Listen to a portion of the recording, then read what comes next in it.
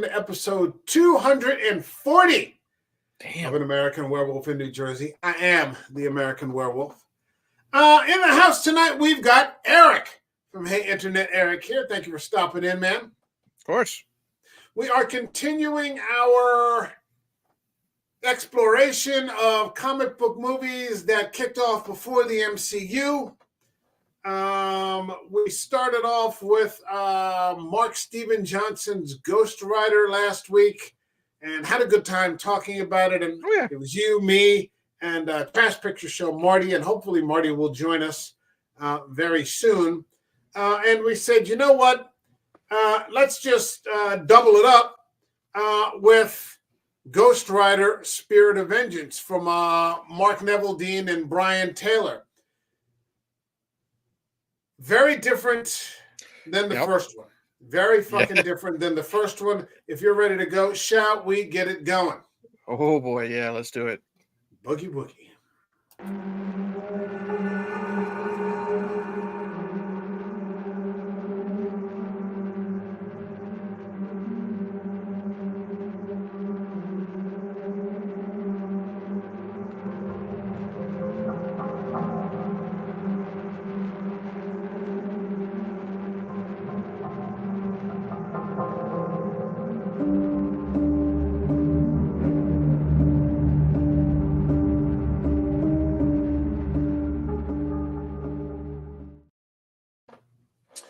So I loved, this is currently available on Tubi.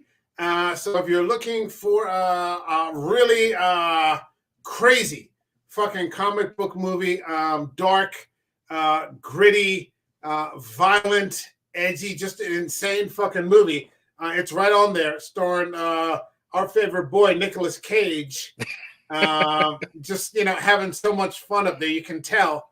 Go check it out. I loved seeing in the introduction that they introduced this character as one of the Marvel Knights, which was something that did not get explored in great depth. The next and the only movie I think that they used again for the Marvel Knights was Punisher Warzone. Okay. With Ray Stevenson, which is probably something we should cover during this as well. I'm going to have to find out where it's available and if we can get access to it. I have a copy on Blu-ray, and it's just a grindhouse of a fucking Punisher movie.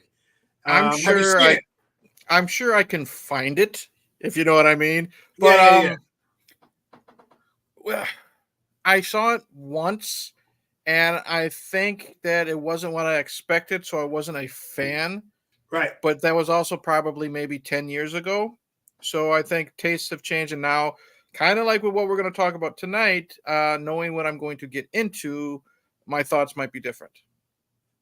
Let's get your initial thoughts right now on what you thought of Ghost Rider Spirit of Vengeance. Okay, last week I gave the original one like a 3.5. It was just a fun comic book movie, like Fantastic Four or something like that.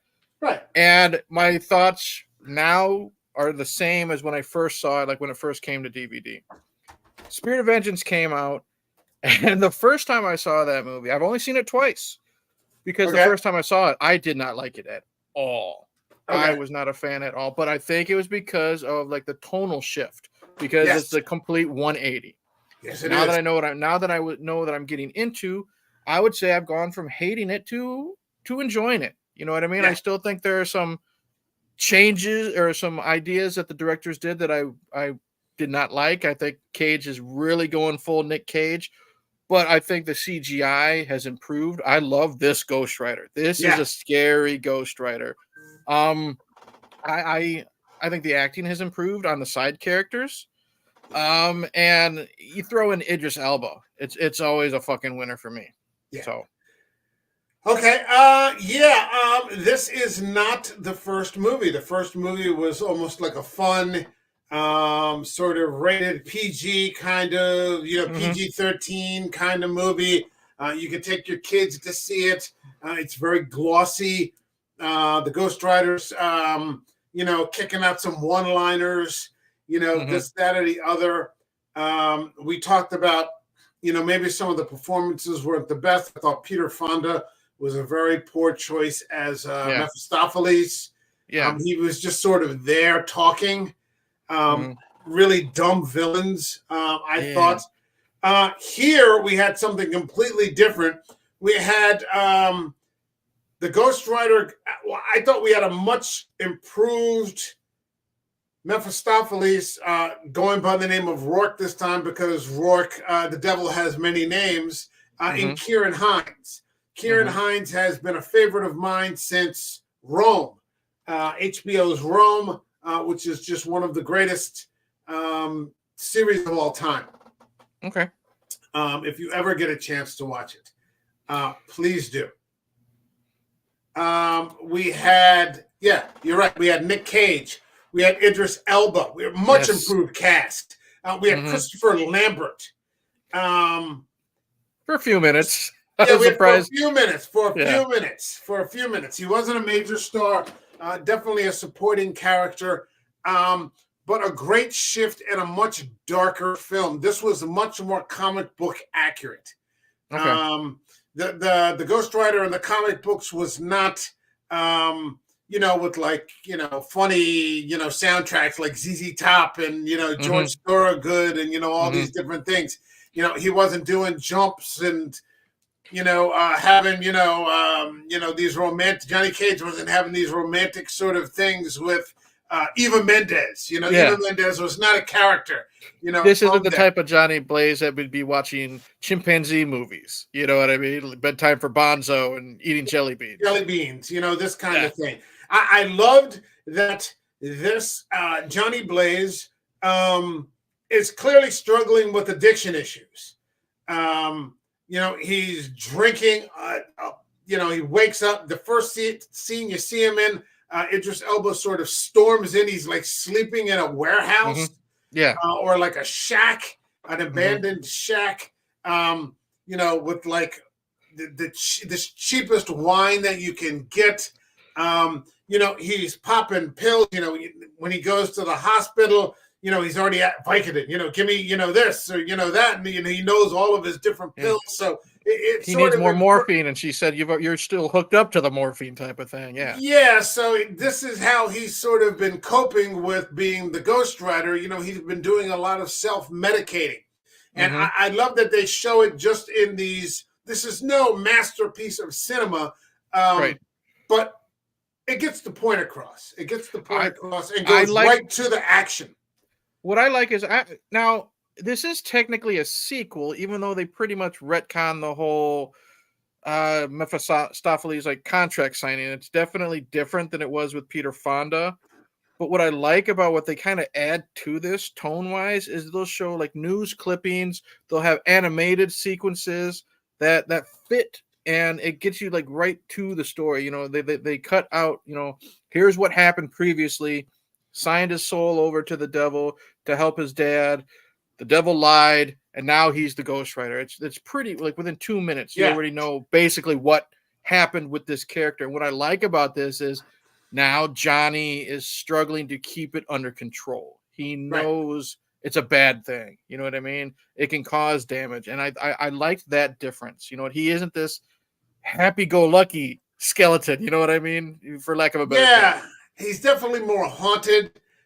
He's avoiding people. He's isolating. He's kind of by himself, but he gets selected by Idris Elba, who's this sort of drunken priest. Because I love that, he's like Moreau, just this, fucking alcoholic priest who just, drinks wine and rides around on his motorcycle. And, I love how he's French just because, Idris Elba decided to make him French. And stuff like that. That's what I love about love anything about Idris. He'll make the character memorable just with little tweaks that he does. And he's needed to protect this boy who is the unwilling or unknowing sort of offspring, because I guess the devil gets around with the women. And, she bears him a son, not understanding who he is. Sort of the same deal that he made Johnny. She was in a bad spot. He appears out of nowhere. I'll get you out of this, but, you have to have a son for me. This, that, and the other.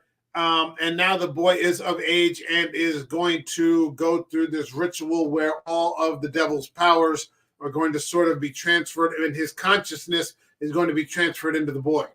Mm-hmm. Because I love the look on Kieran Hines here. He looks like his body is sort of decomposing. Yeah, he's got one fucked up eye. I noticed that. Like, I think it's his left eye is definitely messed up, and it doesn't look normal. Like, I don't know if it's all bloodshot or what.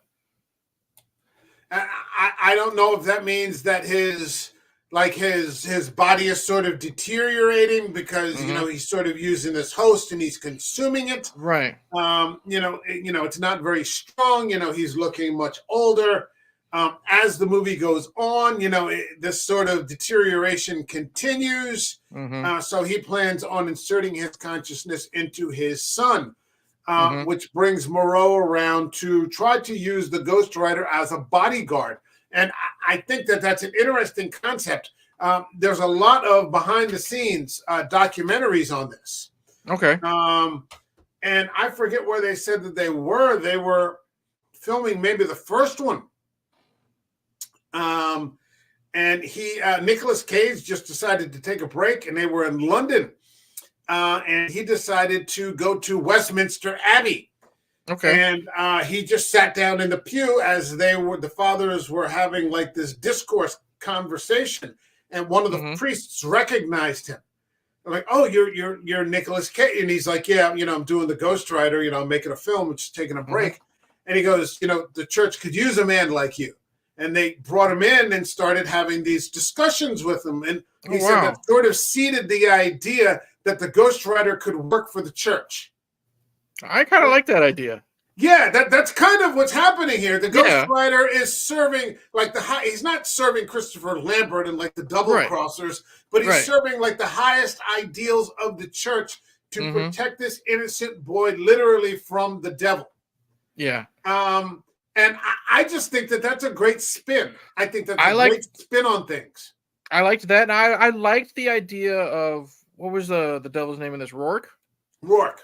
Okay. I liked it because how I took it, maybe when the devil is on Earth, lack of a better term, he has a certain form he takes. Like, we've seen Gabriel Byrne and Al Pacino. He always looks the same, when he's on Earth. And I figured he can only be in that form for a certain amount of time, and that's why he's starting to decay, and that's why he has this child. So I figured that when he transfers his consciousness into this child, once he gets into a certain age, he'd probably be doing the same thing to other random women. So I kind of liked that idea, because me personally, I've never seen that before. I've seen a lot of air quotes, movies with the devil that aren't like super religious, but like, the devil's on Earth trying to do this type of thing. Right. And I thought this concept was pretty cool. Yeah, that he just wears out the host. He's like a parasite.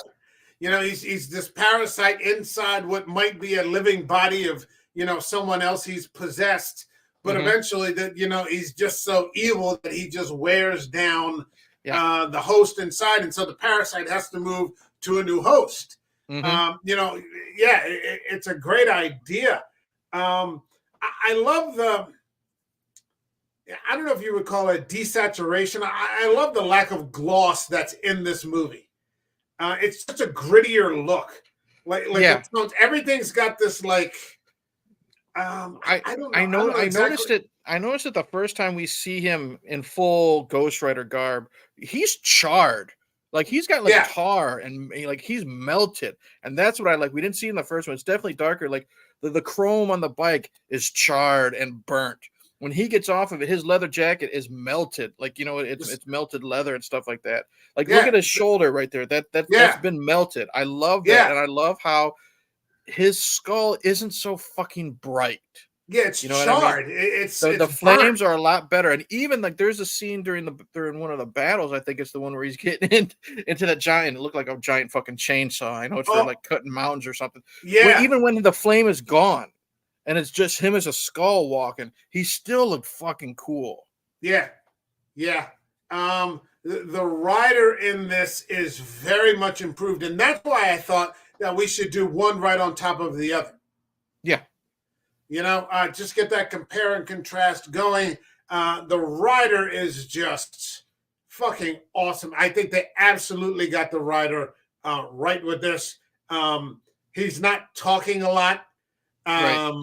You know, I love the, like when he first shows up, he's just doing that thing where he's like weaving back and forth. It's almost like he's offline. Mm-hmm. You know, Yeah, like he's just waiting. He's waiting to strike. Yeah, like he's just figuring. I don't know if he's orienting himself or figuring out who to attack first or waiting for someone to attack him first. Mm-hmm. But I love that he's just sitting there, just saying nothing, just weaving back and forth. Yeah, and I'm like, this is fucking fantastic. I remember the first time I saw this, I was like, this is so much better than that first movie. He looks a lot better. Definitely improved special effects. That's for fucking sure. Yeah, the way he just grabs that first guy and he just looks at him and he goes, hungry.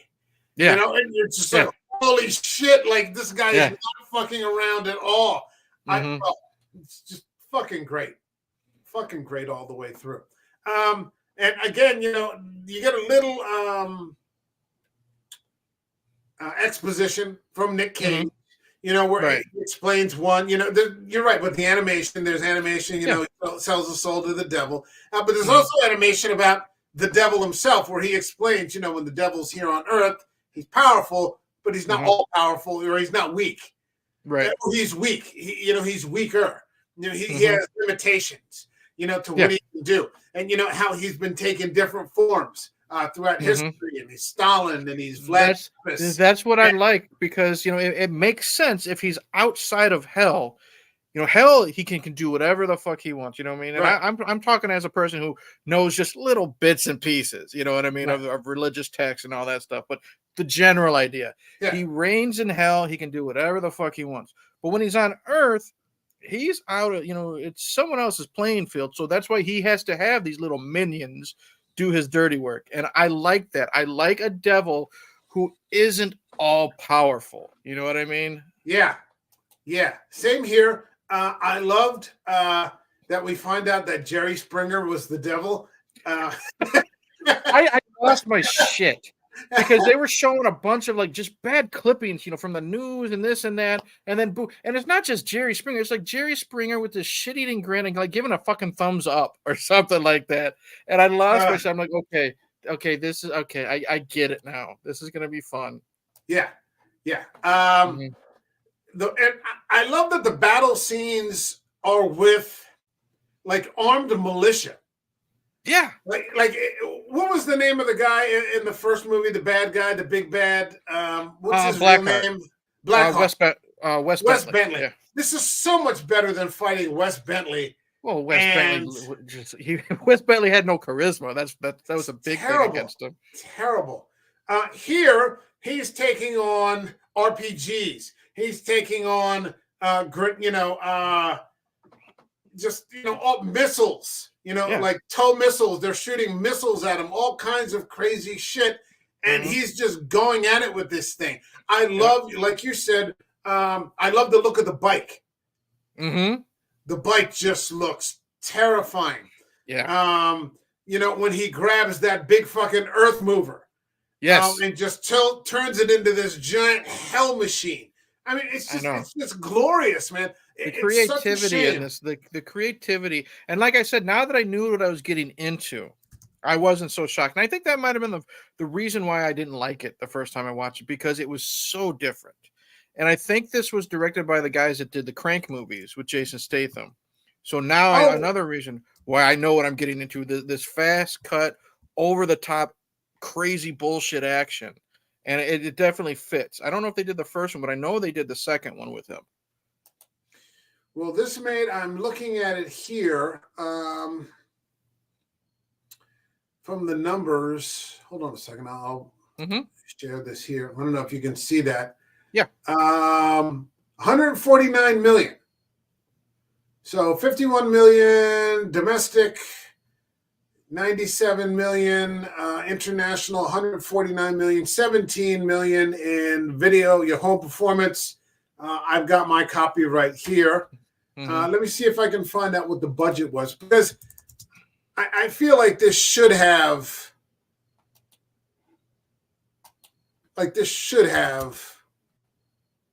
Hold on. Why does that keep happening? Like, this should have been a success. Yeah, I don't think it was, to my knowledge, because I don't think the critics gave a shit, is what it was.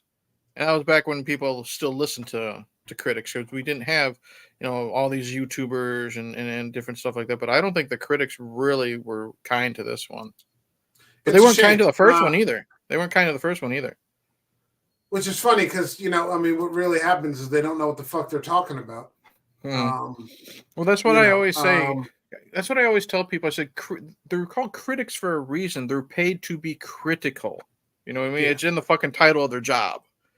And that's why I always say, people always go to Rotten Tomatoes. You got to realize Rotten Tomatoes isn't the one doing these fucking, reviews. They take everyone's reviews and they combine them to an average.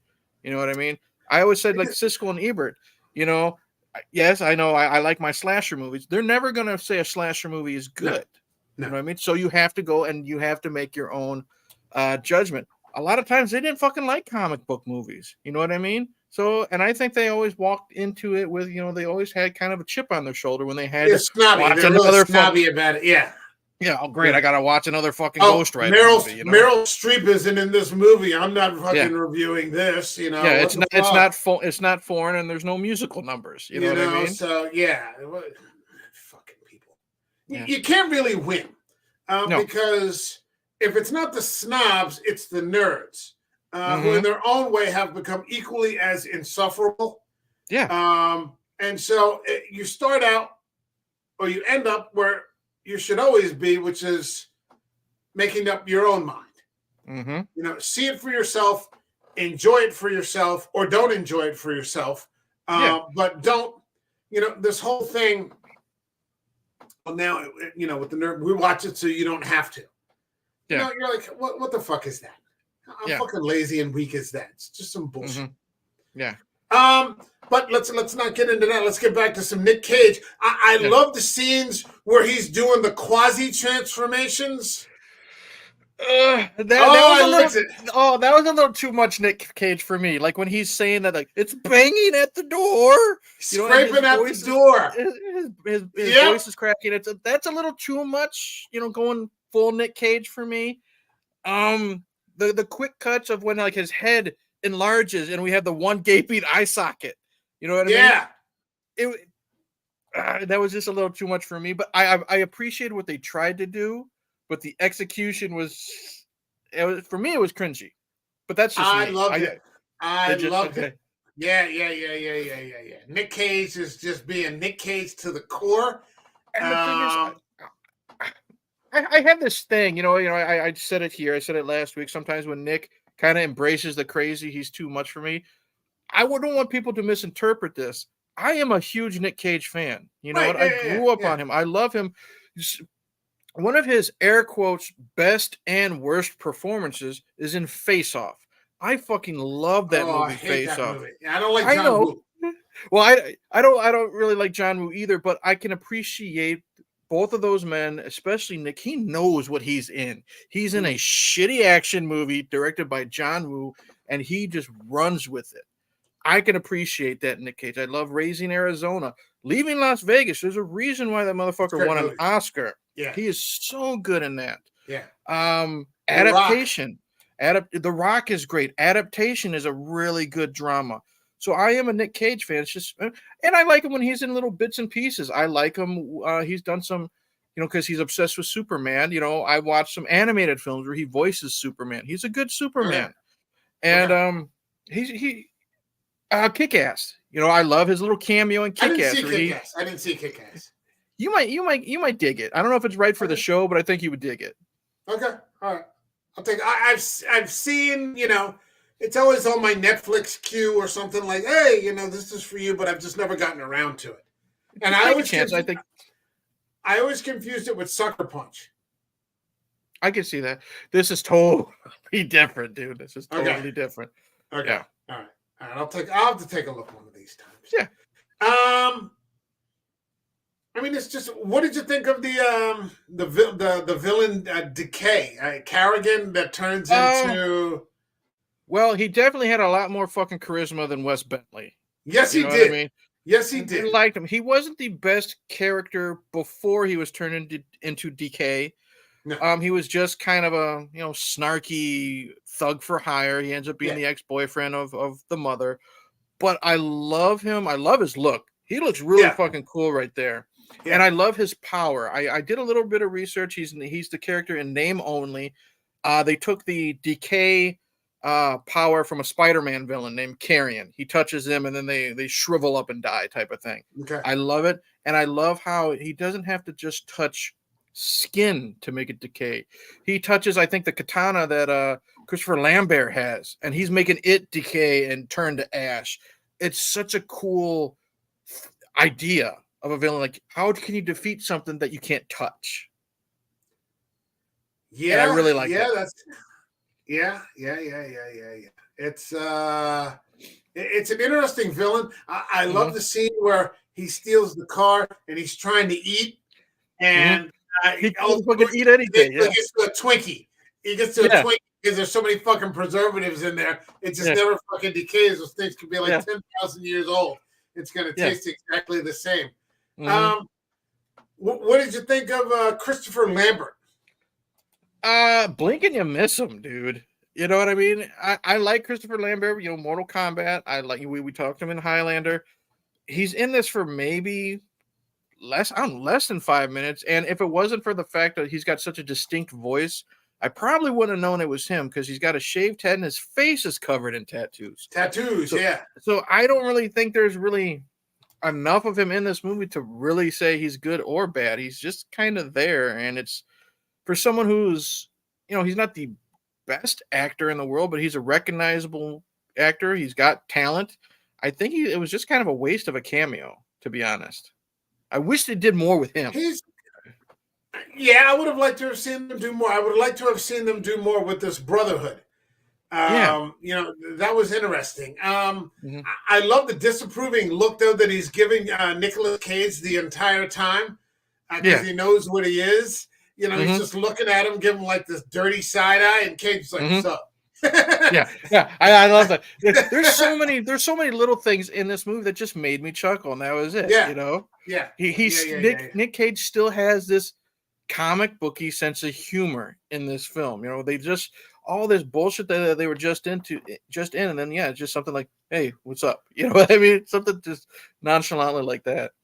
I would love to see him come back and do another one. I mean, I doubt it's going to happen, but I would love to see another movie like this. Huh? Mm-hmm.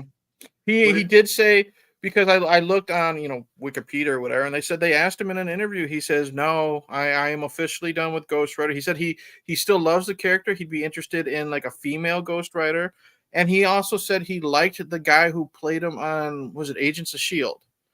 So he's happy to see that the character still had some life after him, because he's got Ghost Rider tattooed on him. So that's how much he likes the character. Does he really? Yeah, they had to because I think he did a shirtless scene in the first one. They had to cover it up. So I don't know if it's on his chest or his arms or what, but they had to cover up the Ghost Rider tattoo on the actor that's playing Ghost Rider. Well, he's a huge comic book fan. Oh God, yeah. He's an enormous comic book fan. So he named his son Kal-El, the Kryptonian name of Superman. Yeah. So yeah. That's pretty fucking cool. Yeah. I mean, it's just a great fucking fun film. You know what I liked? I really liked the mom, that actress in this. I thought she did a real good job. I believed how much she loved her son, and I liked how I like that when we're introduced to them, she's teaching them how to steal. You know what I mean? Stuff like that. They're just gypsies. To survive. They're gypsies. Yeah, she's and of course it's it's the dumpiest looking guy in the restaurant that she's flirting with, and it's just so much fun, and you can tell she cares for him. She's like, this isn't going to be our life forever. And then once he's kidnapped, that's her number one priority, is to get him safe and get him back. And I really liked her a lot. I bought it from her, and I have no idea who this actress is. I've never seen her before or since, but she was really good. This was filmed in Transylvania. I don't know if you know that.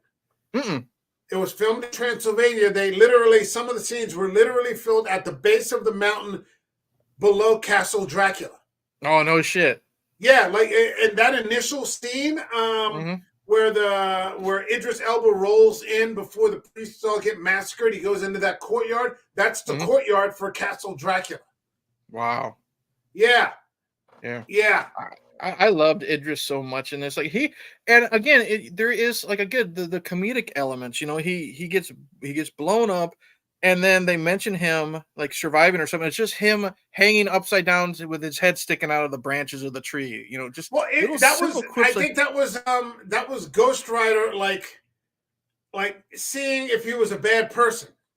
Okay. And what he saw was just this guy just hanging out in a tree. You know, he's all green, so he's not evil or anything like that. You know, he's a good guy. That doesn't mean that Nicolas Cage was going to be nice to him or anything like that. Right. He's not going to kill him. You know. And I'm glad because Idris promises to pull the writer out of Johnny Blaze if he's able to rescue this kid. And what I like about this is Idris wasn't lying to him. No. I liked that. He was genuinely going to do that because these fucking comic book movies, there's always going to be a double cross, and I'm glad it wasn't Idris that did it. Yeah. I just wish in the final, another one thing, I wish that in like the final confrontation, we got more Idris instead of him just kind of going out within like 3 minutes of the fight. Yeah, but I love that he goes out headbutting that guy right in the face. Yeah, that was a cool fuck you. Yeah. Yeah. I like that Cage, Idris tells him, you have to confess now. In order for this to work, you have to get rid of the one thing you feel most guilty about. And he ends up confessing that, he didn't do that for his father. Yeah. He kind of did it for himself. Did it for him. He wasn't ready to lose his dad. Yeah. Yeah. Yeah. Mm-hmm. I really like that. My dad was ready to die. He was content. He was at peace. Mm-hmm. He goes, no, I did it for me. It was self. That's an interesting twist. Yeah. It's a small thing. It's a small little thing, but it matters. Yeah. And that's kind of like why he's cursed. You know what I mean? Because he did it for himself. You know, you think he's doing it for his dad, but then when you watch this movie, he's doing it for himself.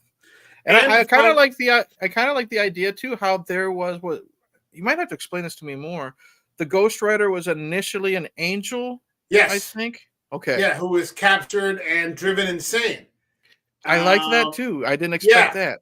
Yeah, captured, driven insane, but there's still some element of that angel inside of him. Which, because what ends up happening in the film is that Cage loses, he gives up the power to become the rider. And I love the scene where the boy gives it back to him. Yeah. Just flames like his entire fucking face. Spits it right in his face, yeah. Really. Yeah, I just thought that was great. And so, but when he gets it this time, he ceases to look at it as a curse. Mm-hmm. It's something, it's a gift, and it's something that can be used for good. Mm-hmm. That's why he's blue at the end of the film, I think. He has new purpose. Mm-hmm. He has new purpose. This was so much better than the first movie. I think it's at least equal to.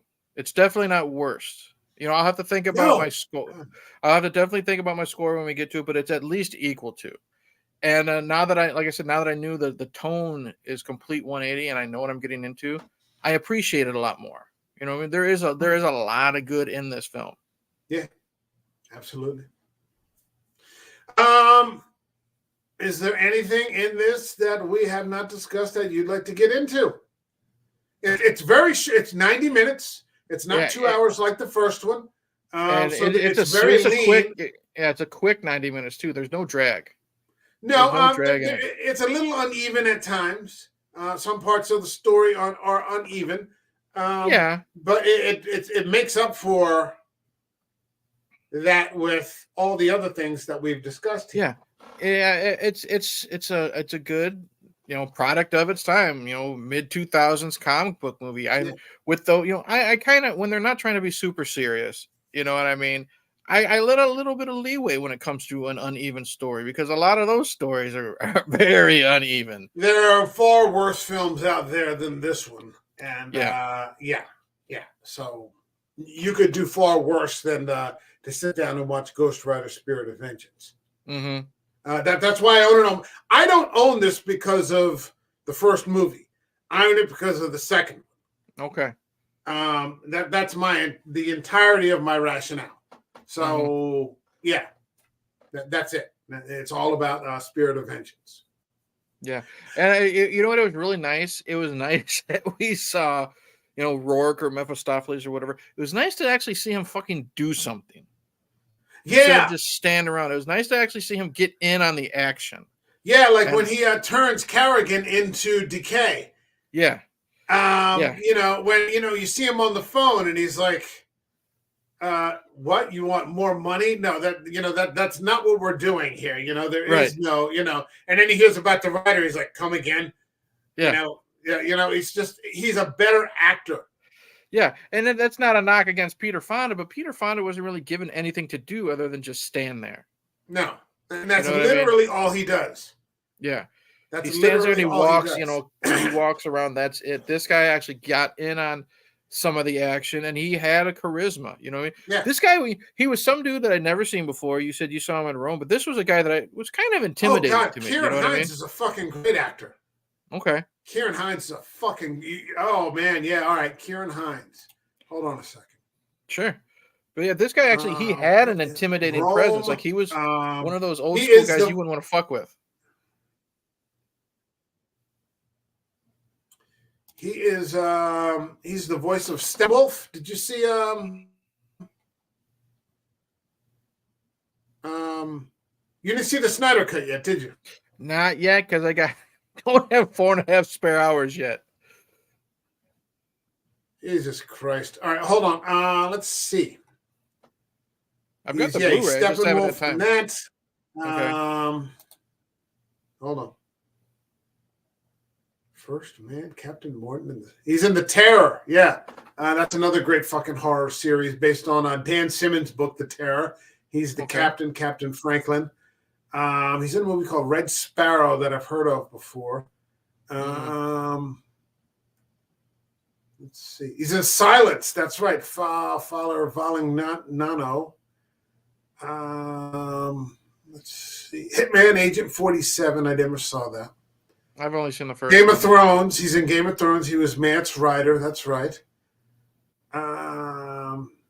He was the voice of Grandpa in Frozen. If you've ever seen that, I never have. Luckily, my daughter was obsessed with it, and I was able to get out of watching it every time. He was in John Carter. He was in Tinker Tailor Soldier Spy. He was in The Woman in Black. I fucking love The Woman in Black. I haven't seen that forever, but I remember really liking it. It's a Danny Radcliffe one, right? Yeah. I liked that one. He was Aberforth Dumbledore in Harry Potter and the Deathly Hallows. He was Dumbledore's brother. Okay. He was in The Right with Anthony Hopkins. He was Father Xavier. Just a shit ton of There Will Be Blood. He was in that. Holy shit. I still got to see that. He was Rome. He was Julius Caesar in Rome. He was Gaius Julius Caesar. Okay. He was Agent Fujima. He was in when Michael Mann redid Miami Vice and turned it into a movie. Mm-hmm. He was in that. He was in one of the he was one of the FBI agents. He was in Munich, which is one of my all-time favorite films. He plays Carl. God, I love that movie. Yeah, any chance you get to see some Kieran Hines, see it. I'll look him up, yeah, for sure. All right, that brings us to the part in the stream where we rate the movie. This channel has a rating system that goes from 0 to 5 up by halves. So 0, 0.5, 1, 1.5, all the way to 5. So 0, for example, would be I'd rather pay everything the rest of my life in pennies than watch this movie again, all the way to 5, which is this is the destination. This is why I watch movies in the first place. This is it. What would you give Mark Neveldine and Brian Taylor's Ghost Rider: Spirit of Vengeance? Since we can't do it by 0.25s, I'm going to say as of right now, it's equal, in my opinion, to the score I gave the first one last week. I'm going to give it a 3.5. Okay. And I think, considering that I did not like it the first time I saw it, and now I'm giving it close to 4, it is a vast improvement. I love this Ghost Rider, the writer, a lot better than what we had before.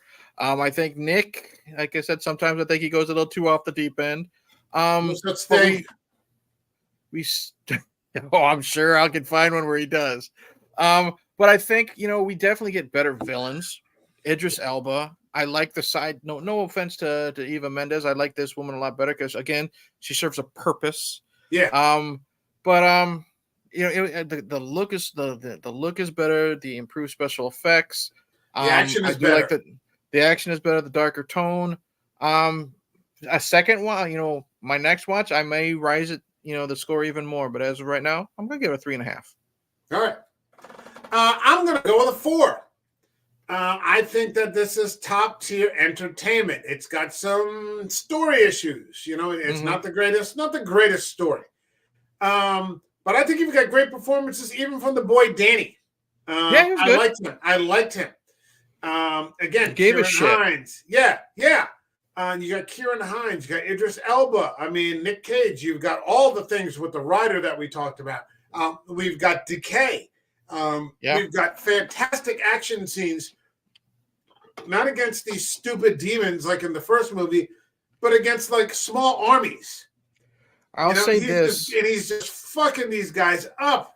I'll say this. That one villain, Decay, is better than Blackheart and his 3 cronies combined. Absolutely. Yeah. Absolutely. Yeah. It's not even a question. Not even a question. It's a really good fucking movie. Again, if you're watching, Ghost Rider Spirit of Vengeance is available right now on Tubi. So you can watch it for free. Go check it out. And that'll be a good thing. All right, Eric, plug something. Hey, Internet Eric here is my YouTube channel. This Saturday, Frenzy and I, my former co-host, we're getting together for just another bullshit session. We're putting on Mortal Kombat Annihilation. We're going to talk through it, but it's just a catch-up stream, which is going to be real nice. It's been a handful of months since we've done it. Even Mike himself has said, even though he may not like the content we're talking about, he is a fan of our varying opinions with each other. That's Indeed. why I like doing these streams. It's all about the conversation.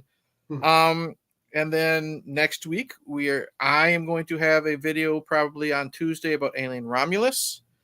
And then that following weekend, I will be seeing The Crow with Bill Skarsgård. So I will definitely have an opinion on that. Okay. And then whatever the hell else I decide to talk about. But mainly it's this Saturday, 8 p.m. Central Time on my YouTube channel. Hey, Internet Eric here. Me and friends are getting together to bullshit. All right. Oh, and one thing. If you are a fan of our Two Bearded Losers podcast and you liked the audio, I am happy to say Frenzy has now tinkered with it a little bit, and he has now uploaded all of our previous live stream get-togethers since we've ended the show. So we've done like 3 or 4 live streams since then. So if you subscribe to it on Apple Podcasts, those are now up, or Spotify or whatever, those are now up. And this coming Saturdays will be up there eventually as well. So if you like to listen to us at work, we're now going to be moving forward. Podcast is sadly gone, but we're going to get together once every month and a half, 2 months, just to bullshit. Nice. And that'll be uploaded too so we're still technically living on, whether the podcast is there or not. Okay. All right. Sounds real good. For this channel, tomorrow night, 6:20 p.m., I'm going to be in a seat with a big bucket of popcorn and a soda. Hold on 1 second, please. Sorry about that. Watching some Alien fucking Romulus. So Alien Romulus tomorrow night. My review, spoiler-free review, will be up by Friday night. Sometime Friday night, I'll have my spoiler-free review up. Monday, we will be live streaming here with Eric and hopefully Marty, who will get a chance to see it. And we'll be doing some sort of spoiler-free stream discussion. Oh, so it's spoiler-free? Okay. Well, we'll figure it out. We'll figure it out. That's fine. We'll play it as it goes.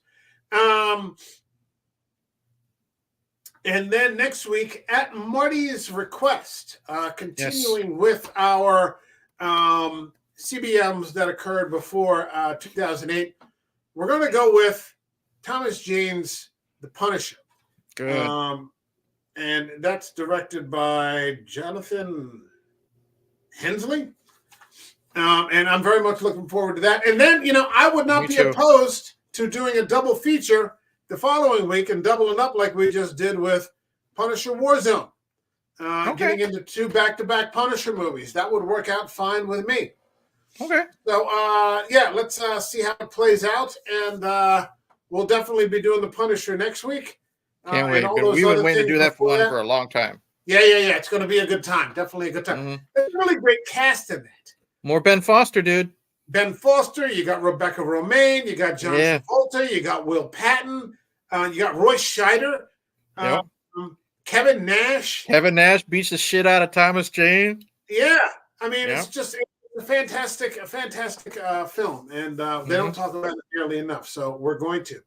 All right. That's it for tonight. My thanks to Eric from Hey Internet Eric here. Of course. And we will see you all in the next video. All right. Take care, everyone. God bless you. Bye-bye. Cheers.